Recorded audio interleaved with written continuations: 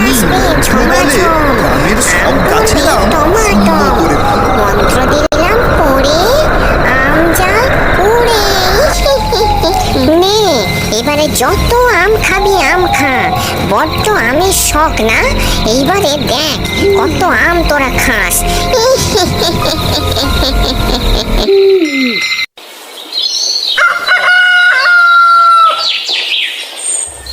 ভোরবেলা টুনির মা ফাঁকা আম গাছ দেখে চমকে ওঠে। ওগো শুনছো হাই হাই হাই গো আমাদের এই কি সর্বনাশ হলো গো একবার দেখে যাও আমাদের এই কি সর্বনাশ হলো আরে তুমি এভাবে জোরে জোরে কান্না করছো কেন? কি হয়েছে খোলসা করে বলো দেখি। এত জোরে জোরে কান্না করার কি আছে? আরে চারপাশটা একবার তাকিয়ে দেখো তারপর বুঝতে পারবে আমি কান্না করছি কেন কি সর্বনাশটা হয়েছে